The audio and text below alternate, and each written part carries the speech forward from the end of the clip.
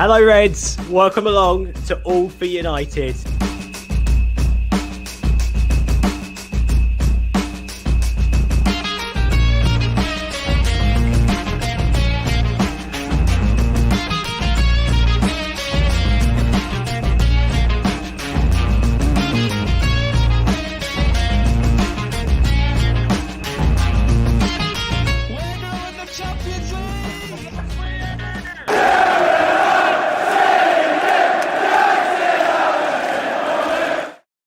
Yes, you absolute psychopaths. Welcome to All for United. This is All for United Uncut. Fancy that. I've actually survived an intro without lagging. We love it. It's a great start. Hope you're all doing well. Comments, let me know how you're doing. We're not talking about yesterday, so don't even mention it.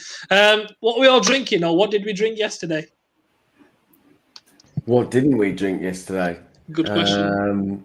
Yeah, absolutely feeling very lethargic today, to be honest. Yeah, and by all accounts, James in the background was absolutely smashed as well. I have no idea what you're talking about. There's a vicious rumour going around about that. Yeah, I did hear something similar. Although, what are these rumours? Although my eyes, by the way, were tainted last night when some image. Some image appeared on our Twitter feed, our private chat, which absolutely, oh crikey, it sent me outside throwing up. Mark, why are you sending selfies in the group chat? It wasn't me, mate. I think he's alluding to Callum. Our good friend Callum. If this video gets 30 likes, I'll put it up on screen. Oh dear. Well, just warn me, please, so I can look away. Crikey. I'm just going to give my family a phone call to get those 30 likes.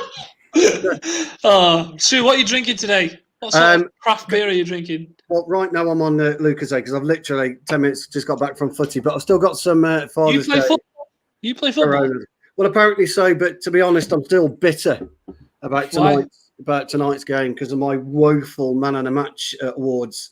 I only got 2, and that's absolutely. Hang on a minute, you didn't get 2 man of the match awards. You got none. Well, no, I got 2, and one of them was, myself. I voted for myself, obviously. Two for one game. You were that good. Well, you got 2 nominations. I only got 2 nominations, which is an absolute travesty, really, because when I take the pitch, I demand man and a match immediately. My sheer presence, right, is enough to warrant man and a match. So I don't know. Not happy. Bitter. Speaking of bitter, what's Connor drinking? I just called you Connor again. What the fuck's wrong with me? I know. I'm liking this new car thing. I don't know what this is. Slabhead. What are you drinking? Two Chefs Brewing. Something hazy IPA, but it will do. Where'd you get that from? It's like we said before. It's those I get sent like boxes of just random ales and IPAs and random things. I suppose that's what happens when you're in England international. James, how many have you had, and what are they? I'm all right now. I'm still a student. I can wake up without hangover. I'm drinking Foster's today, which is absolute piss, but it's all we've got left after a ravenous night. How old are you, Jimmy? 14. 14. All right. We'll give it another 10 years, and you'll be hanging out your arsehole. Well, that's about right, because he's drinking lemonade tonight anyway. I mean, so crikey, Foster's doesn't count of alcohol, does it? Come on. I mean, no. Look, Corona's just about shaving what I call alcohol, but fucking Foster's, Jesus Christ. Don't put any lemonade near that. It is. He's got a lot of growing up to do, isn't he? Foster's, if you do want to sponsor the channel, we will be taking that offer. Anyway, right. It's been a good start to the show, but unfortunately, I do want to start on a serious note because I don't think you can dodge this topic, especially over what's happened over the last 2 days. Stuart's in the comments. Hello, Stuart. Evening, lads. Drinking a very nice IPA called England. Fuck off. Fuck off, you dickhead. I can't believe I fell for that. Anyway, right. No, I'm not going into that. Right. No, to be fair, no, that is linked because a lot of fans took the defeat yesterday and reacted sensibly. They said, you know what? We got to a final. Yeah, we made a few mistakes in the final. We should have done better. Game's done. That's that. But the fact that all of us, as soon as Marcus Rashford, Jadon Sancho, Bukayo Saka missed their penalties, we didn't think, we've just lost a final. We thought these lads are going to get absolutely demolished, and that's what happened. And that shouldn't be the case. And now I've got a stat to bring up. I don't know how many of you are aware of this, but In terms of online abuse in the last 12 months, hang on, let me get the fact up right now just to make sure I've got it right. Yeah, so statistics showed that Marcus Rashford was the second most abused athlete in the world over the last 12 months. Any thoughts on that? Stu, you're shaking your head straight away. Do you know what bothers me about racism as a whole, actually? And one of my favourite phrases is moronic, because I think a good percentage of football fans and people in general are. I don't think it's even comes down to basic education. I hear it a lot that people who are racist don't understand, they need educating. I don't actually agree with that. I just think it's sheer moronicness. I just think it's the way that people have been brought up. I think it's the way that their parents have acted in and around certain situations that young children have been exposed to, and they feel that it's free. So it is generational. It really is generational. This is one of the things that is generational. It's not my favourite subject about the FIFA sector of people. It is generational.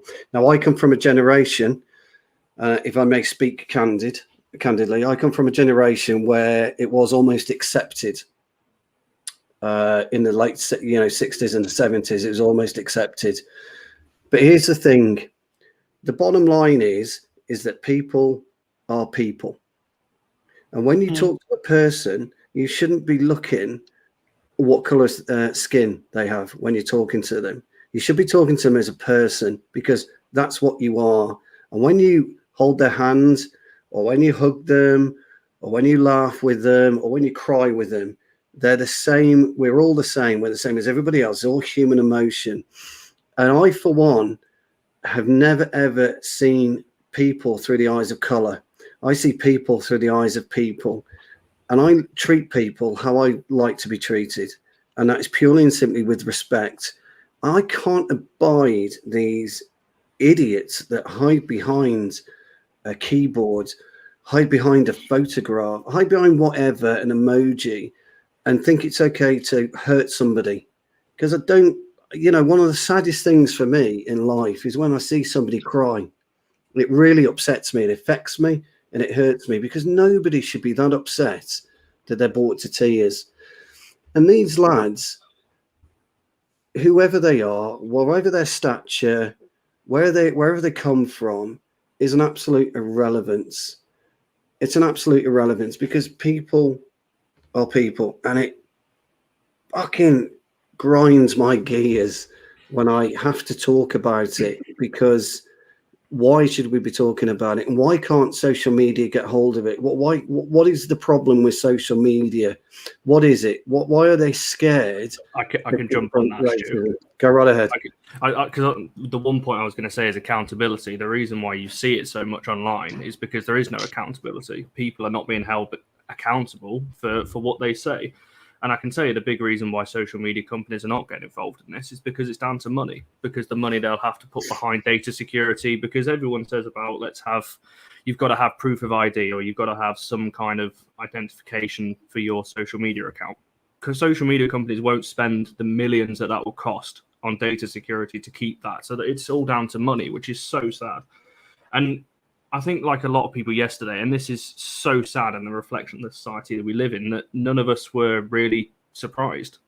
And as soon as the game finished, like Karthik, you said at the start, it's like, we know what's coming now. And how is that even the case, that a game of football is finished and you know the abuse that these people are going to get? I can't get my head around it, because I feel like I've been brought up in the right way, and I've never even... It doesn't even, like you said, Stu, you look at people as people. It doesn't even cross my mind. So the fact that after a game, in any situation, forget football for a minute, the fact that it even comes into people's minds in any walk of life is just, like you said, it's moronic, Stu, and there needs to be accountability, not just on social media, but in society as well, because otherwise you're never going to get rid of this. Like you said, you can educate people, but unless people are being held accountable, it's never going to change. Just quickly on that, because you're saying it's not going to change. It's not just football. I mean, Hammer's put in a comment here. I mean, I assume because he's put it in the comments that he's okay with me displaying this, and if not, I do apologise, Hammer. For reference on what he's dealt with, he grew up less than 30 minutes away from New York in post 9/11 and Jersey. Got profiled and called a terrorist his whole life. Doesn't faze me anymore, unfortunately. And he said in an earlier comment, he just laughs at racists and he feels bad for their ignorance towards the beauty of diversity. Now, while that's an okay attitude to have, I love that he's got that mental strength to say, you know what, yeah, you say that. That just says more about you. But surely more has to be done. Like, is Stu right in what he's saying in that it's not education? Well, how do we tackle it then? Do we just give up on one generation and just go, right, okay, we're just going to gamble on this generation not being racist? Well, what is the answer here? Does anyone have that answer? I don't think it's. I think Stu's right. I don't think it's an educational thing. I think everyone's fucking clued up enough to know what's right and wrong. And quite honestly, it's disgusting. I mean, Connor, you mentioned that we were all waiting for it. Now, surely we can't be the only people that were all waiting for it and knew it was going to happen. Surely the government and the people behind social media and should also be aware, Christ, this is now going to erupt. Okay, now you're absolutely right. There's definitely a monopoly. There's a monopoly by the social media companies that won't allow the government to get involved, to take a step in, to have a handle on it, because they will lose a monetary value in some way, one way or another. I just can't believe in this day and age, we've revisited this before and we're probably going to continue to talk about this going forward. 9 years ago, Ashley Young and Ashley Cole both received abuse then. And it was talked about then. It was the big news then, and it shouldn't be that way. It shouldn't be that way. It shouldn't be that way at all. And quite honestly, it's absolutely appalling.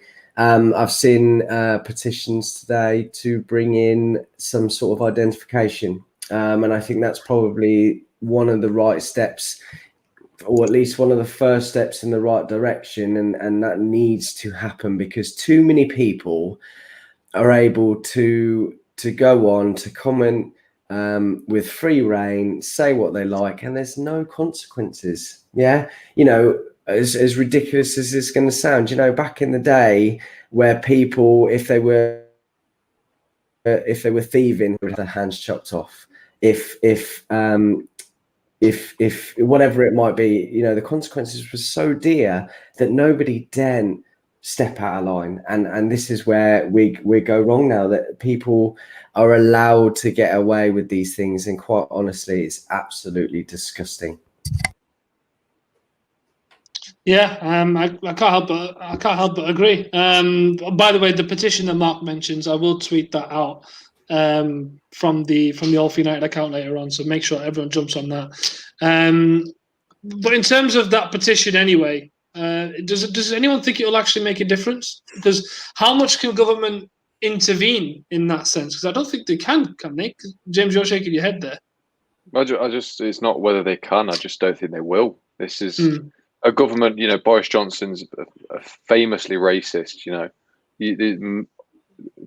Literally double figures in the amount of quotes he's made that have been offensive to different cultures.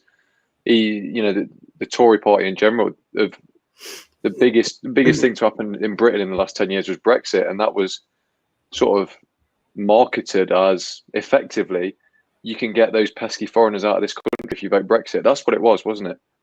That was the motive for people voting Brexit more than anything. So it's constitutional. I get it, and people will look to the government and think, well, they're doing it, so why can't I? This is the problem. We've got Priti Patel, who, if she had it her way, we'd have 3 players in this England national team. Just it's painful. Until something happens at the top level, you can't expect anything to change. As sad as it is, I don't think anything will change for a good number of years at all.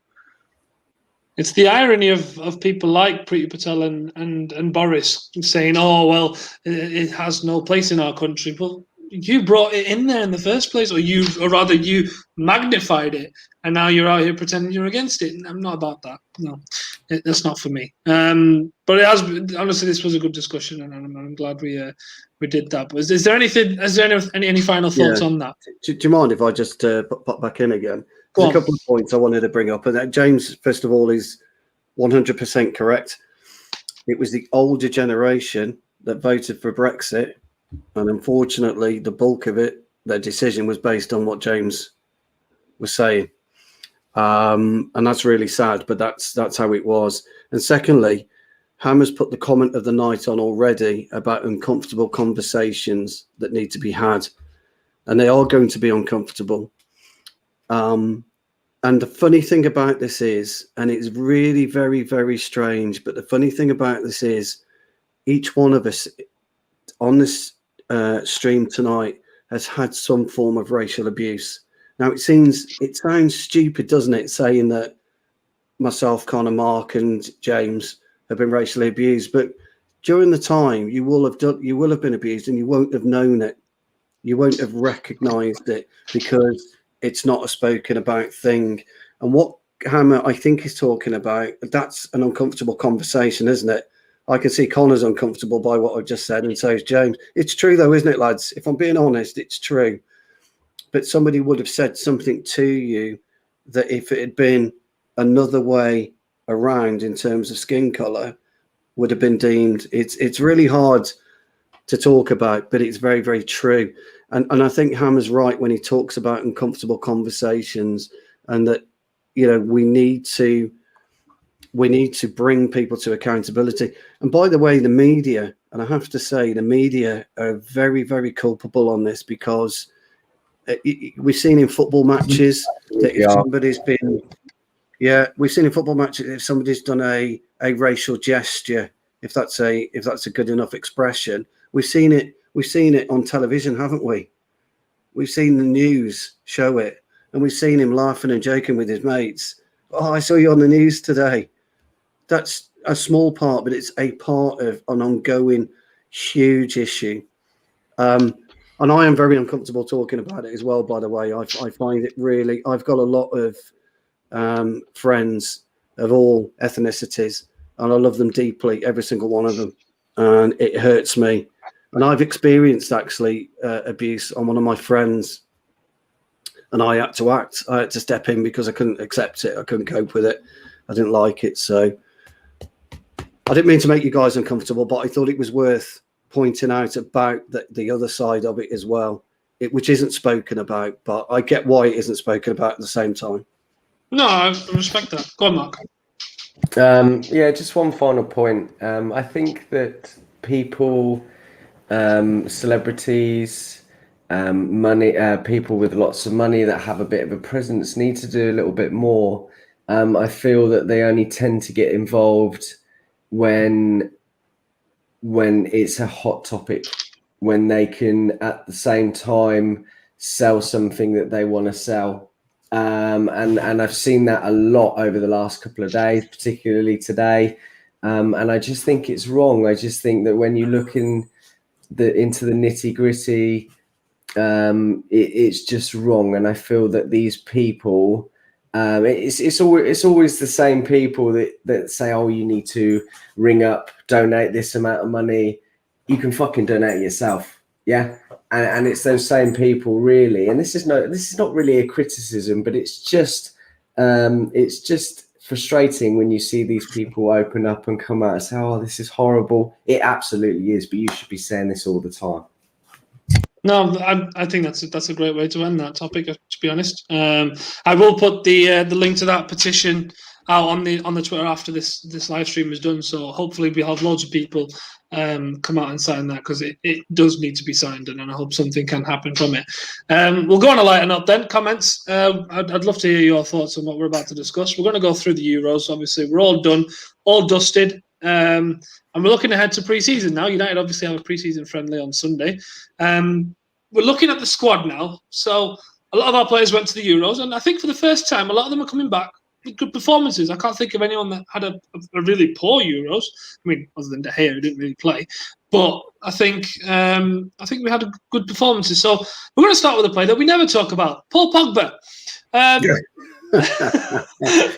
No, because honestly, in my humble opinion, I thought that the way he was playing, he could potentially have been in there with maybe the top 3 players for a shout out player of the tournament. I thought that's the track he was on. So my question to you guys is, why do we see a different Paul Pogba for France than we see for United? I know it's an age-old question, but we're seeing it again and again and again. Now, granted, Pogba had a good season. I mean, he had an okay season. But again, what is it? Is it system? Is it teammates? Is it motive? What is it? What do we point it to? I think it's an amalgamation of all of those things, to be honest. We've spoken about this a number of times, particularly in the Euro shows. James and I had a conversation about it the other week.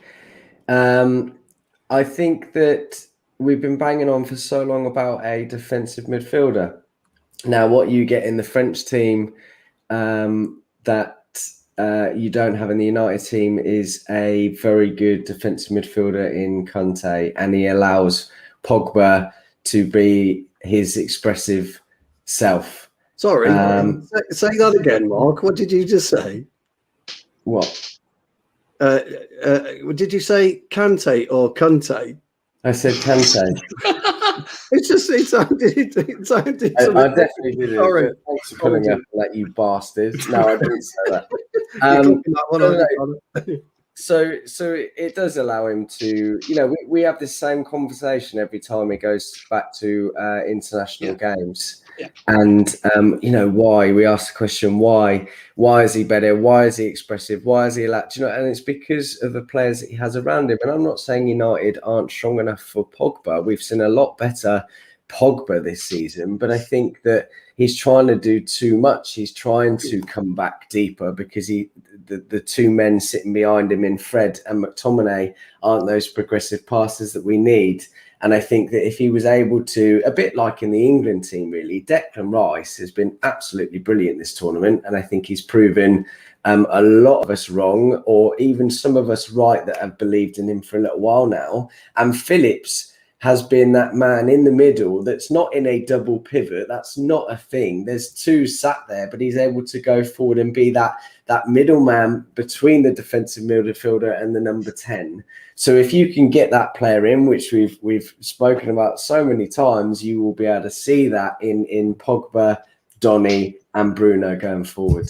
I've got to be honest. I don't like this. If I'm being totally honest, I don't like this argument that Pogba only plays better for France. I know you said it's an amalgamation of a couple of things, but this not only, but he does considerably play better, doesn't he? But I think with France, you're looking at. I mean, how many games did France play in Euros? What, 3 or 4? How many games did they play on international friendlies? 2, 3 at most.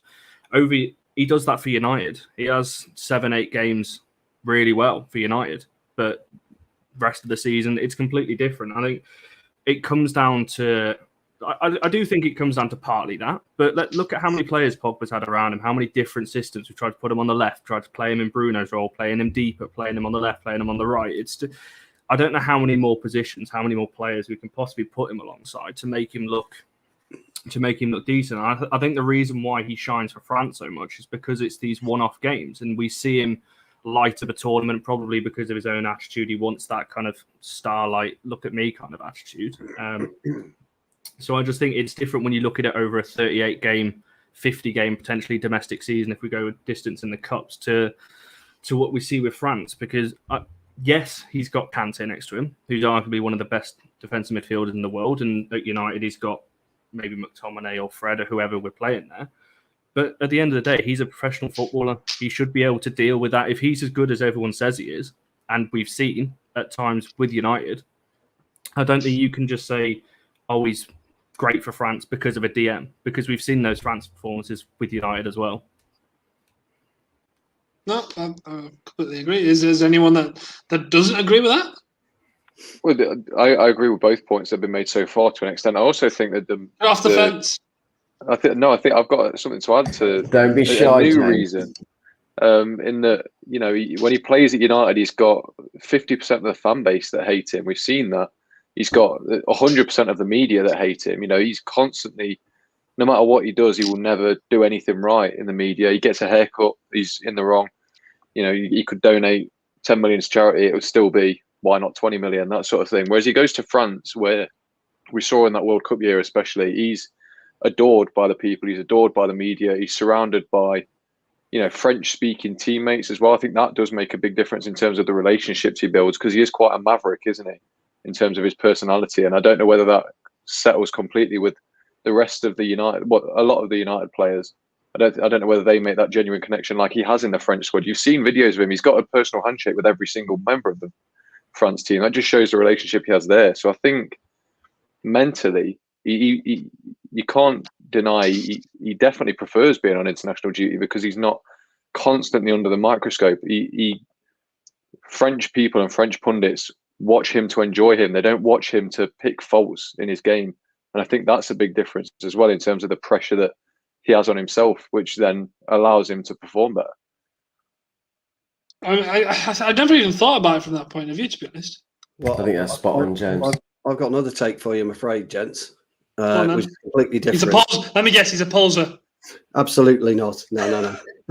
Look, there's no doubting Pogba's ability. As Jacob said, he's an incredible midfield player, an incredible footballer when he wants to. The problem with Paul Pogba, and we're seeing it right now with his current posturing, is everything he and Raiola do is a business decision. It's not a football decision. It's purely based on business. And that's the biggest issue. And so he's always looking at his next payday.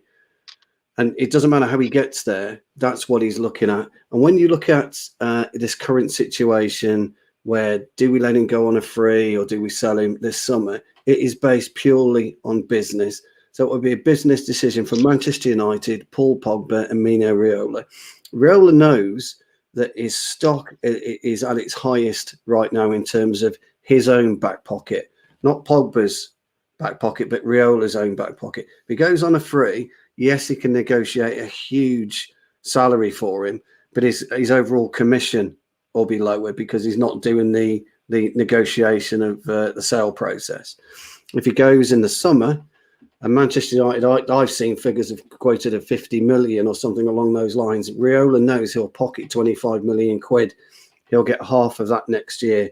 Everything is business around Pogba. And whether we like it or not, because he is a wonderful, wonderful footballer, and anyone who knows anything about the game understands and appreciates what he can bring to Manchester United or any team that he plays for. But unfortunately, the harsh reality of the modern day game is there are players that are commodities, as we all know, but they think of themselves purely as businessmen, not footballers. And that's where Pogba sits, I'm afraid. Dogba. Yeah. I love our comments. To be honest, where I sit on this Pogba thing is, I think it's a mixture of everything we've said. And yes, it does sound like I'm sat on the fence, and yeah, I probably am. But it is one of them, because on the one hand, he does have Kante next to him. But on the other hand, it's not like he's playing utter shit at Man United, is he? They're still good footballers, and he's still allowed to do what he needs to do. One might argue that maybe in United's system, he doesn't get the runs like Mbappe makes, or he's not going to have someone that can easily beat a defender like Mbappe does. You could argue Rashford is that when fully fit. I think with Pogba, it's the case of motive's not there for United at the minute. I don't think it is. I still think he was promised a move this summer, and that could still happen. I think in terms of teammates, I think he just enjoys playing with the France team a bit more, simply because it's not all on him. And third, again, the perspective that James said, I think that whole media aspect of it is an important part that we all sort of just overlook. Is there anything else that we're missing? I mean, because James points out something we all missed. Is there anything else? I think you're right. I always try and hold that defensive midfielder point of view, but I think it all boils down to the fact that none of us really know. We've tried to bring him into the team. We've tried to bring players in to bring the best out of him. Could it be this? Could it be this? Could it be this? And ultimately, we don't know. We're not coaches. We're not managers. We're not the club. And well, Yeah, well, okay, apart from you, and obviously we've got a player in amongst us as well. But yeah, I think that it's very difficult to know, and fundamentally, by all accounts, as someone already mentioned in the comments, he wanted 500,000 and potentially a 22 million agent fee. Now that is ridiculous, and ultimately, you know, football is football these days. That's what it's all about. Mina Raiola is his best mate. Ultimately, yeah, he's trying to get the best deal. Is, you know, have the best rapport with him and get him whatever. And it's a frustrating situation because, you know, Pogba, I do believe, loves the club. It was obviously a hugely romantic thing to bring him back and hopefully give him what he wanted and be able to see that again. But, you know, it's difficult, isn't it? 5 years. Have we seen the best? No. Should we take the money? Probably. May I just ask who a knows? question, Mark? Can I just ask Mark a question? Yeah, go on. Because I do agree with what you're saying, and by the way, I agree with everybody's viewpoint. That's just the way I view it through my eyes. But do we really know? Have we ever thought about what his motives were for coming back to Manchester United? Well, this is it, isn't it? I think at the time, you know, Mino's not, you know, stupid. Last season, he was flirting with every club under the sun with regards to Erling Haaland, yeah, and it was a publicity stunt, and that whole thing of, oh my God, Pogba might return to United for this fee, for this salary, that's all publicity, and for them, bad news is great news, yeah. So. Look, it doesn't matter unless Pogba is able to come and publicly say this is what it was. We're never going to truly know, and it's just one of those unfortunate things. But yeah, I think ultimately the winner in this situation scenario is always going to be Mina. Oh yeah, big time. Yeah, absolutely. Yeah, I think as much as we all hate Raiola, he's definitely one of the best footballing agents for himself. Yeah, looking after himself and the way that he conducts business, I guess, for himself and his clients. You know, we can all hate him, but as a footballing agent, clearly he knows what he's doing. And I think that's a very good question you posed to about what was his motives for coming back in the first place. I think looking back and looking at his time at United, I don't think he loves the club, but I also don't think he dislikes it as much as some fans say he does. I think it sits somewhere probably in the middle. Yeah. And I think ultimately, I think it's best for both parties now that he just moves on. I don't think it suits anyone that he leaves on a free. I'm with that as well. Like Stu said. I find that really difficult. I don't disagree with you, Connor, at all, but I find that really difficult because, you know, with all the performances we saw this year, we all hear, oh, we need to keep him, sign a new contract. Wow, wow, wow. And then as soon as this happens, it's very easy and flippant for us to say, move him on again. What do we want? We have to make a decision. I got to be honest. I'm going to hold my hands up and say that I didn't say I want him to offer a new contract. I don't care how well he plays. He doesn't I don't want to mean be you. here. I just mean the general consensus, and it seems to flip-flop all the time, is keep him, sign a contract, no, we don't want him, whatever. Do you know what I mean? And it's frustrating. One might argue that's what Pogba's mentality is at the minute. Yeah. Stay, don't stay, sign a contract, don't stay. So you don't know. Like you said, we don't really know. And at the end of the day, it's all in Mino's hands. That's literally it. It's in Mino's hands. If you can get a deal, Pogba will leave. I mean, the other thing for Pogba is he's only got a very, very small amount of clubs that could probably take him this summer. Yeah. Because we know that Barcelona can't even register players at the moment because their balance sheet is all over the place. Yeah, I mean, if people think we were in a problem, they're in an absolute fee, aren't they? And Real Madrid have obviously got other areas that they want to strengthen. And so PSG would seem to be the move for him. And 50 million quid, because he's in his last year of his contract, so we're not going to get 80 or 90 or 100 million for him. I think that's good money for him at the minute. And actually, what the point that you pose, Mark, about what do we want, kind of is the point, isn't it? It's kind of the whole point is we're talking about what do we want, and the issue is he's not done enough for us to turn around and say, yes, we 100% want him to stay. That's how I look at it. Fair enough. So, sorry. No, that's fine. I mean, at the end of the day, we just want it resolved. and we'll see what happens. Everyone who's watching, thank you for joining us, of course, on AFU United Uncut. Make sure to like the video. Make sure to share, subscribe if you haven't already. Comment below how you're feeling on this wonderful evening. We've got lots more to discuss. We'll go through a couple more players at the Euros. We've also got news about a new coach at United. And, of course, if we hit 30 likes, I will put up a picture of Callum from last night. Oh, that's close. Here we go. Did anyone hear what I just said? No. Did anyone hear what I just said? Your dialogue kicked in again, mate. Right, okay. We heard it. I heard if it, Callum. If we hit 30 likes, I will post a very controversial picture of Callum. I did want to say something, but I've completely forgotten what I wanted to say, so that's helpful. We'll go on to the next player that I wanted to talk about. This probably won't be as long as a discussion because it's probably not as big a topic, but Bruno didn't have the best Euros, especially with all the hype that he went into it with, and obviously off the back of that I'm back. That United season that he had before the Euros. Why do we think he had such a poor Euros? Because is it the system? Is that what it was? Is that because that seems to be the general consensus that Bruno didn't suit that Portugal team because it was too negative? Was he that poor though, or was just Jota shit at finishing? Because he could have had a couple of assists. I don't think he was that as bad. He wasn't great, but we all said that the back end of the season. You know what, and this is typical. This is typical rivalry fans and typical press. As soon as a team doesn't perform and he's not the focal point, let's lambast him. He was fine. He played okay. Yeah, he didn't get the assists and goals. He's plays in a different bloody system. This is not the United team. He's playing as an 8. He's not playing as a 10 that's allowed to roam and go into those pockets, okay? So I listen, I'm a bit frustrated about this already, but I just want to make the point that it doesn't fucking matter, man. As long as he comes back to United and plays bloody well, I do not care. It's funny, Mark, because that's exactly what I was saying.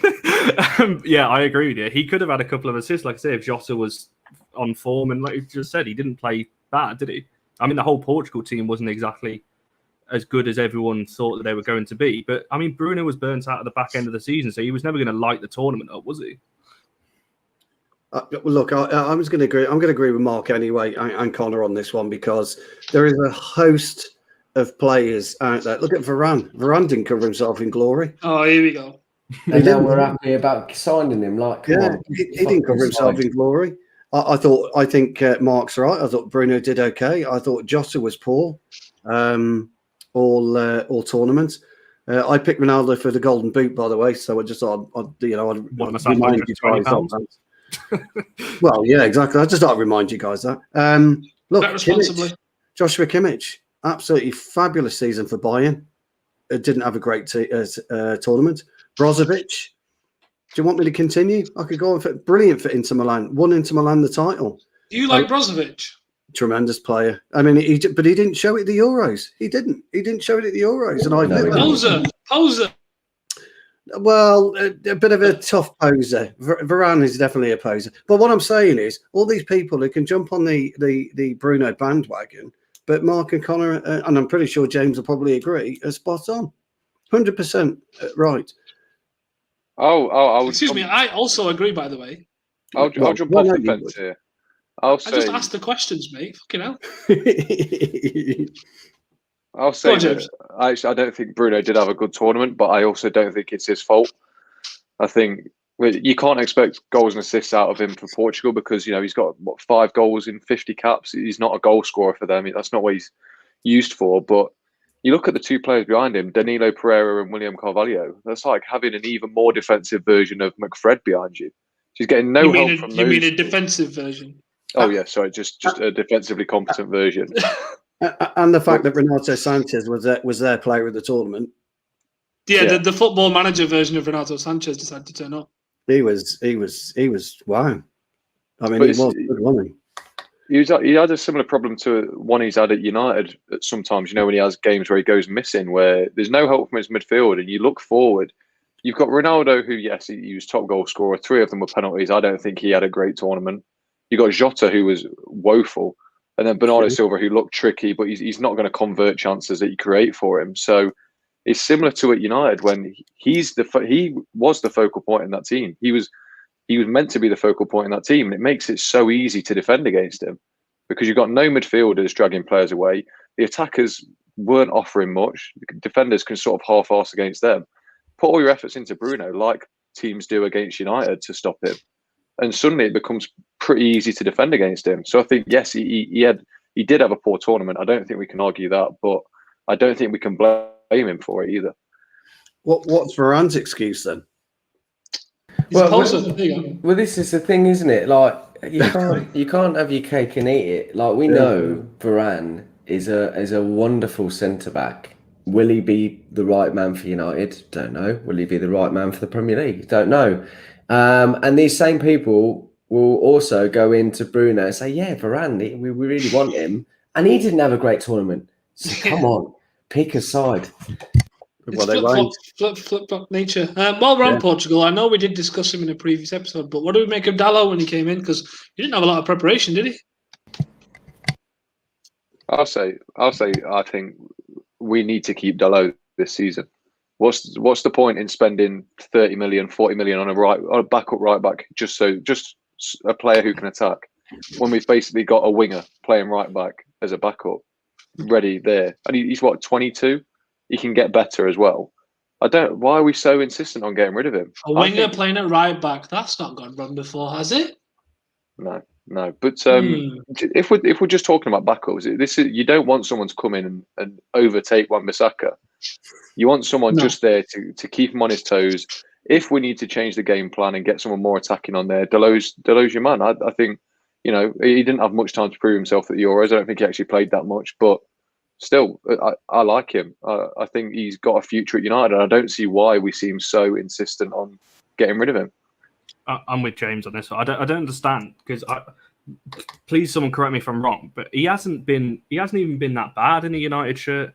Maybe defensively, can improve a little bit, but like James said, he's 22. He hasn't had a load of chance at United. And when I see all this time, we need to sell him, let's get Trippier in. I mean, the lad's hardly been given a chance. I mean, we had Ashley Young at full and Valencia at fullback for about 5 years, so it's not going to be any worse than that. So yeah, I agree with James. We need to keep him into next season. He had a good tournament considering no real preparation time. Well, it came straight from the 21 tournament, didn't it? Under 21. So you thought I was bad with fucking Luke Shaw. You should have seen me with Ashley Young. Oh mate, I was so sorry about that. But no, someone correct me if I'm wrong, but I don't understand why United fans are so keen to just wash their hands with him already. I totally agree with you. I've said all season, go and check the old videos. I actually quite like Dalot. I think defensively, as you've pointed out, not the greatest, but I think that he's got the coaches around him that we moan about for being too defensive sometimes to learn that, right?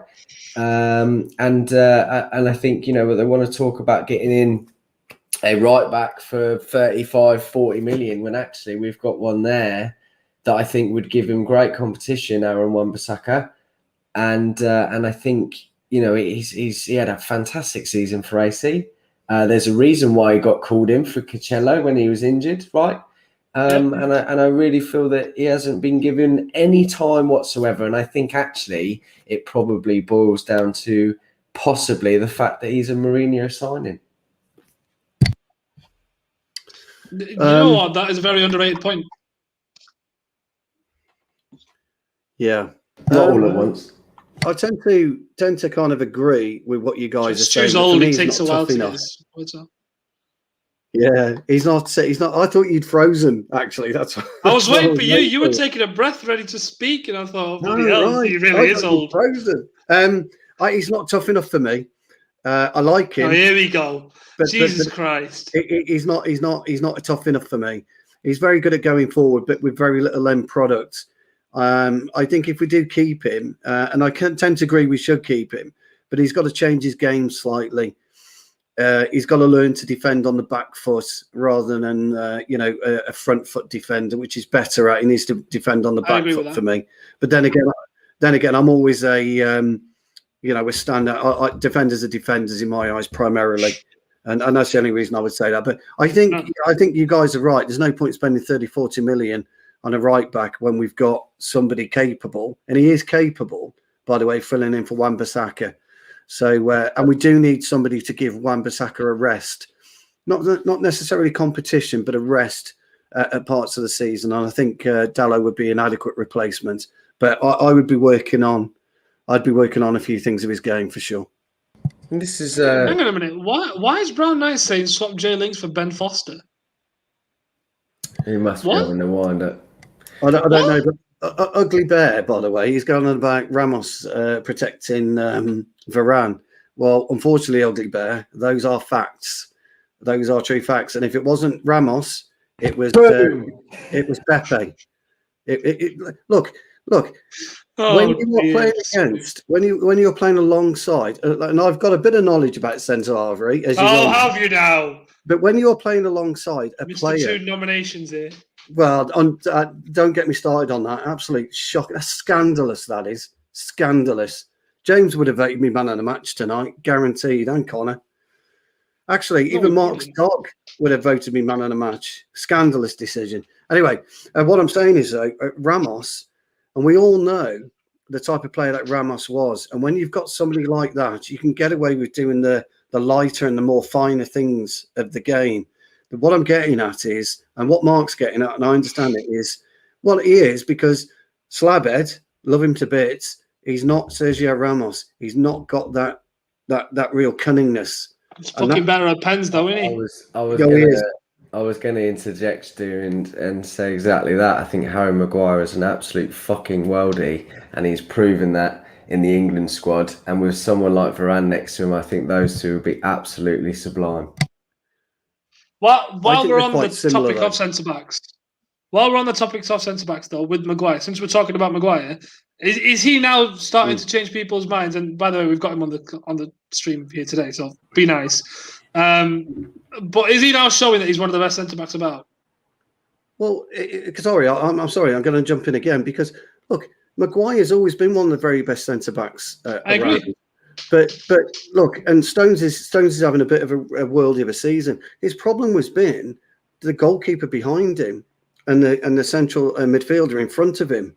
That you get exposed on two sides in the centre half. Well, I'm just going to explain why. You get exposed two sides on being the centre half. If you've got poor communication and a goalkeeper who's not commanded enough, then that means the centre half pairing have got to control not only the 18-yard box, they've got to control 20 yards in front of the 18-yard box because we're having issues with gaps in the centre half. And there's your problem. So you do get exposed, and that is a big issue, I'm afraid. Now, I don't know whether Varane is going to give that solidity. We don't know this. People can bang on about Varane being a World Cup winner. He's won the Champions League. He didn't do it by himself, for fuck's sake. He didn't do it by other fucking players. It pisses me off when they talk about, why do we don't want a World Cup winner? We don't want this. We don't want fucking that. Understand football. For fuck's sake. Oh my God! I'm on one. I'm really on one with centre-halves because people have got to understand. Just because you pay 40, 50, 60 million, it's got to fit the team. And when you look at our centre-back pairings, and we've been through this before, the centre-back pairings that we've had in the past, they've complemented each other. You've had a bruiser, okay, and you've had a more refined player. I'm not saying Maguire isn't a bruiser. But he's not he didn't play the way that Vidic does. He doesn't play the way that Bruce does. He doesn't play the way that Gordon McQueen did. Well, let's fucking ask him then, shall we? Slabhead, defend yourself. I might just say I agree with Stu. I'm scared he's going to knock me out or something if I disagree. It's all right. Just take a penalty and hit him. Yeah. I know what a penalty that was, though. Rocket. Let's go with that first. But I do tend to agree kind of what Stu was saying about, because I literally asked this question on Twitter yesterday. Luke Shaw and Harry Maguire in that England team. We've seen how defensively strong England look. That's two of our back four. So why are we conceding so many goals in the United team when Wan-Bissaka is on the right-hand side, who we all say is very, very good defensively? We've got Luke Shaw and Maguire, who have shown for England, are defensively very strong. So where the problem must lie, the goalkeeper, the other centre-half, which I think we can all agree Lindelof can be upgraded, or the defensive midfielder that's sat in front of him. So, yeah, I think... It's all three. Yeah. I disagree because I think Henderson complements Maguire and another centre-back next to him. But, yeah, defensive midfielder and and Lindelof can be upgraded for sure. And I do tend to agree as well what Stu was saying about Varane. Now, I think we can all agree Varane is a definite upgrade on Lindelof. But is he the player, like you said, that suits Maguire and the player that will suit whoever is in goal next season, Henderson or De Gea? We still don't know about that one. And whether we get a defensive midfielder that's going to sit in front of them. There's still so many questions. Just because if we sign Varane next week, I'm sure we'll all be ecstatic and everything like that. But if we don't sign a defensive midfielder in front of them and we don't have a goalkeeper behind, whichever one it is that complements those two, we might see the same problems again next season. Oh, well, that's great, isn't it? Here I was hoping to think, Varane and Maguire, Sancho, we're going to win the league. Oh, well, clearly not then, are we? We're just going to be shit, are we? Can someone cheer me up? Someone tell me Maguire's one of the best centre-backs in the world, please. I will say that I think Varane would be a good partner to... I think Varane would be a good partner to Maguire, and I think those two at the back, like Karthik says, would make us European champions of the world 4 times in a row. Don't say that. But no, seriously though, I think Varane is getting a little bit of unnecessary stick here. There's a reason why he's regarded as one of the best centre backs in the world and has been since about the age of 20. I get you've got that luxury of playing next to Sergio Ramos, but we've seen Maguire is arguably one of the top 5 centre backs in the world right now. Yes. He's not making Lindelof look like another one of the top 5 centre backs in the world. There's been a lot of ability on Varane's side to get himself that recognition. We can't use the argument he won the World Cup. It's a team sport, but his partner there, Umtiti, is now about to be released by Barcelona. He's not really the quality of a Harry Maguire. And yet they had the best defence in the World Cup. They won it, and he's just attribute-wise as well. Go on, sorry. But that comes down to exposure. As centre halves, but this is what I was saying before. It's all about exposure into your centre halves. If you can get it in centre halves, and you've got 2 similar centre halves, like Maguire will do a bit of wrestling, but Ramos will look. Let me put it this way. 2 years ago, Real Madrid faced off against Liverpool in the Champions League final 2 or 3 years ago, I think it was, wasn't it? And you could just imagine Zidane's got everyone in the changing room, the dressing room, and he's going through his last bits and pieces about how they want to set up, blah, blah, blah, blah, blah. And he said, right, let's talk about Mo Salah. He's the most dangerous player. Sergio Ramos gets his hand up. Don't worry, Gaffer, leave him to me. 15 minutes into the game, Salah's walking off, injured. And fucking Varane isn't going to do that. And neither is Maguire. And this is the thing. And people can underestimate that. And they can say, but that's that centre-back play. Centre-back play is about being aggressive. And I've not seen, I've watched Spanish football. I know what Varane's qualities are. Yes, he's quick. Yes, he is quite powerful. He's not brilliant in the air. People say he's great in the air. I don't think he's fucking great in the air.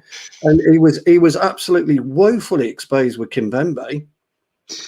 Completely. And Kimpembe, by the way, looks world class alongside Marquinhos. And I hate fucking world class. but he does. He looks solid against Marquinhos. Yeah, I hate world class players too, Stu. And this is what you've got to consider with centre halves. And you've also got to take one other point into account, guys. It's your fucking spine. It's your core. It's your core. It's not my spine. Yeah, sorry. That seems fine to me. And it's not my spine, Stu. No, but I know McClure isn't very good, but come on, man. It's the spine of our team. And what you're thinking about, is if we've got a goalkeeper, just say for example, De Gea is number 1. He isn't. We all know he's not going to command the area because we spoke about this before, and we all know that our centre halves get exposed because of our double pivot, or Fred or McTominay or Matic, because they're not good enough. And this was what was happening when France were getting exposed because Conte was off his game or was out of position and Pogba was out of position. They were left wanting in the Euros. Look, I'm not saying that Varane isn't a great player, and I'm not saying that he's not going to be. And I'd love to be proven wrong, by the way. 100%. Prove me wrong. You're not allowed to say that. No. That everyone fucking give me a load of bollocks, but don't get carried away. Don't get carried away from you, Jesus Christ. Don't get carried away about a position that is integral, alongside a CDM, of really, being the seat of our team. and that's all. I'm not saying he's a bad player. I don't think they complement each other that well. That's my opinion. I see what you're saying, Stu, and I don't disagree with you. All of these purchases are a risk ultimately, aren't they? Well, of course. What I will say is Ferguson back in 2011 tried to purchase Varane, and he said it was for his replacement for Rio.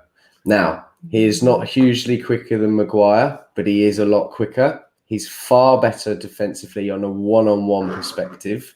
And I deem that, yes, he's not the left-footed, rapid centre-back that we were probably hoping for, but I think that he will be able to make up those attributes that Maguire and certainly Lindelof lack. But you've just made my point. What you've just said there about him replacing Rio has made my point. So I appreciate that. Go on. Well, Rio was the more graceful player, wasn't he? Alongside Vidic, Rio was the more graceful player. So Vidic was the one that would shove his face in there. Vidic is the one that would be closing down tacklers, etc., etc., etc. And then Rio was the more graceful player. He would be the one that would bring the ball out. That's Varane. Maguire. That's absolutely right. Yeah. So, and that's my point. My point is, Maguire and Vidic would work okay together because you've got a bruiser in Vidic, and you've got. I don't see Maguire as the Rio though. I think that Maguire is similar to Vidic, and I don't think they would work well together. Why do they have to be one or the other though? Why can't they just be Maguire and Varane and they work? For that why reason. Why do we have to compare them to Rio and Vidic? We don't have to. Because we had a defensive pairing of Marcus Rojo and Eric Bailly, and we kept 2 clean sheets with them. The only reason we didn't go with it is because they both could get sent off. I'm talking player styles though. Style of play. You've got to have a balance. That's the real. It's starting to sound like fucking Southgate here.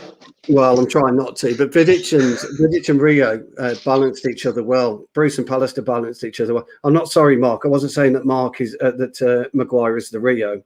I'm not. I'm saying Varane is the Rio. I don't see Maguire being tough enough and hard enough, and that's one of the issues as well. By the way, we're having with Lindelof and Maguire at the minute. That's all I was saying. But you made my point about where I saw Varane. So. Sorry. I'll say, Charlie, what's wrong with you, mate? What I'll say on Stu's your point Uncut invitation's gone.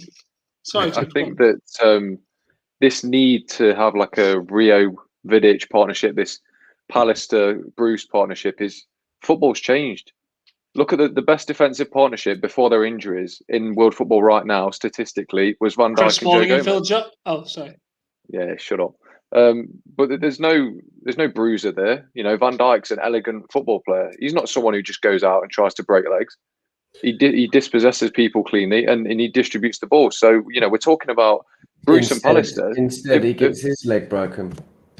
Yeah, but they're from a time in football where your pre-match preparation would be smoking a fag and having a beer. This is a completely different ball game here. I'm not talking about those two in today's Someone play. come collect I'm your talking dad. about the player. And what you're going to see, by the way, you're going to see over the next 2 or 3 years a complete turning around the way that the front three play. They're going to be teams that will start to go back towards your Edinson Cavani's type play. Your Haaland is a Cavani's type player. Look at Schick, a Cavani type player. You've seen headed goals in the Euros for the first time in years, proper centre forwards goals. And that's been, it's true. I'm going to stop you there before you start going after Mason Greenwood. Right? I'm not going after Greenwood. We're not doing this. I'm going to stop you, Stu, because you just insulted all our footballers. Our team is good. I'm not going after Greenwood. Charlie knows. I can't wait to start seeing that Cavani again. Right, we do need to talk about this new signing. Yeah, United have made a signing, everyone. I might tweet that and get some people to join the stream. United have made a new signing. Come and hear about it. What do we all make of the new signing then? Remember you know what? I actually discussed. I think me and Connor discussed it after a post-match. Not after a post-match, during a post-match, saying that perhaps the coaching team was an issue because it's strange because we had Mike Phelan as assistant, and then we've got Kieran McKenna, we've got Michael Carrick, and we've got coaches there that are not really.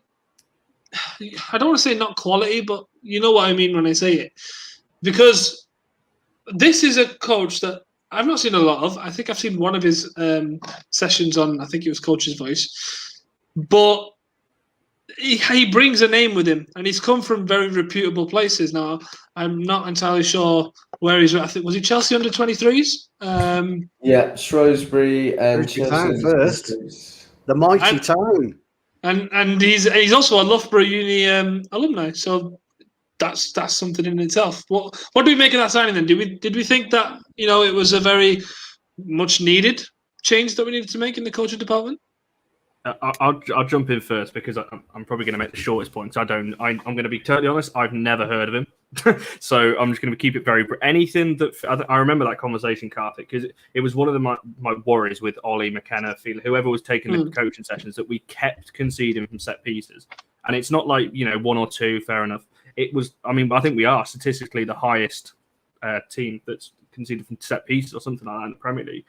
So if that fixes that problem, brilliant. It's a bit overdue, in my opinion, because it's been happening for about 18 months or so. But yeah, all I'll say on it is anything that fixes the set piece issue going into next season, because that's where I don't know what the actual statistic is, but majority of our goals came from set pieces, maybe not directly, but the two phases maybe after a set piece, that's where goals, most of them came from. So yeah, if it fixes that issue, brilliant. And we'll look a real side next year defensively. Does anyone else here actually know anything about him? Have they done any research at all in the time that we've heard about him? No, but what I will say is exactly what Connor said. He comes with a pretty good reputation. That's all I really know about him. And as Connor mentioned as well, this is an area that we've been banging on about for several seasons now, but particularly last. And I don't think it would be a silly move. And hopefully he can come in and instill some good defensive capabilities on set pieces. So we're seeing over a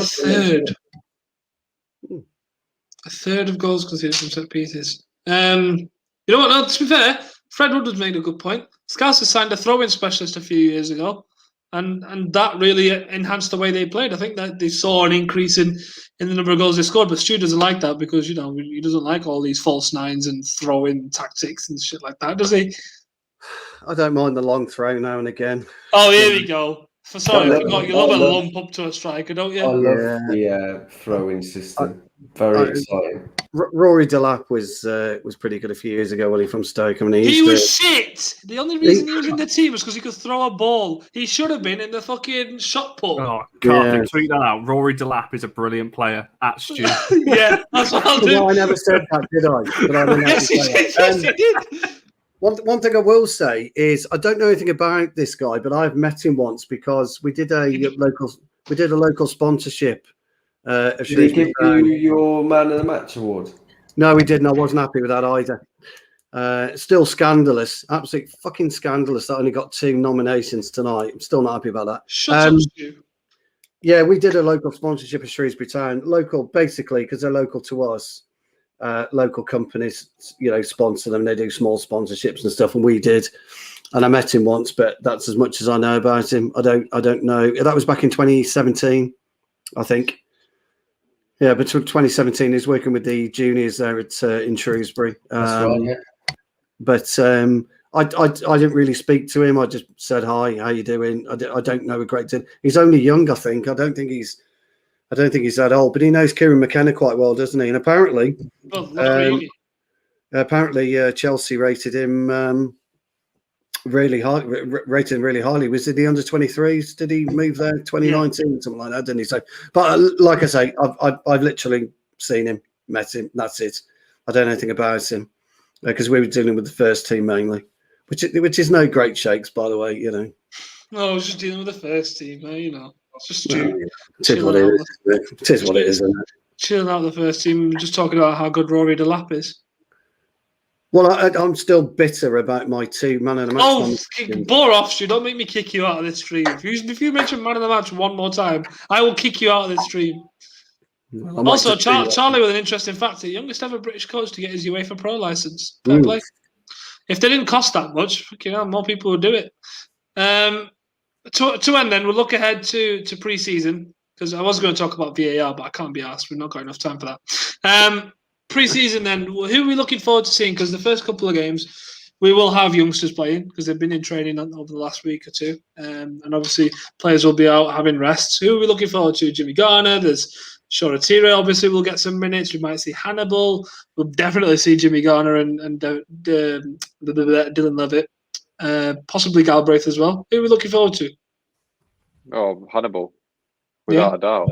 Yeah. You watched. He had like what, an 8-minute cameo against Wolves, and he was technically the best player on the pitch alongside Juan Mata. So you're telling me he's not going to tear apart Preston North End? I think. But, I'm really, we're not really even excited. playing Preston North End, are we? We are. We've got, It's been announced. It's been announced. hasn't it? Where are we playing him? UPR, Brentford, and then It's at Preston, isn't it, James? Is it? It's at Preston, isn't it? It's been Are they announced. allowed- It is at Preston, yeah. Yeah, it's at Preston. It's 3 days after Brentford. Yes, go on. I've got to get back home and watch that then. Come on. But are we allowed away fans in there? Yeah, I would think I think so. I think we've got away fans for the Derby game. Yeah, there is for the derby. I think so. Oh, get in. I Go on think then, so, Preston 'cause away. Let's all do it. He's opening up the country, isn't he, on the 19th, apparently. So, I don't know. Preston away. I might actually go to that, you know. Anyway, sorry. For context, I used to live in Preston, viewers. Sorry, go on. I just think if he can get a good pre-season under his belt, like 60 minutes a game, sort of enough time to impress, then we could see him break into the first team a little bit more this season. Stop having to play players like Juan Mata and stuff like that, and really give him the time that he needs at a senior level to get to the level we want him to be at. Any other thoughts? Who else do we want to see? Ethan Laird, Ted I, Mengi? for one, am very, very excited to see Tom Heaton, actually, our first new signing. Fair play.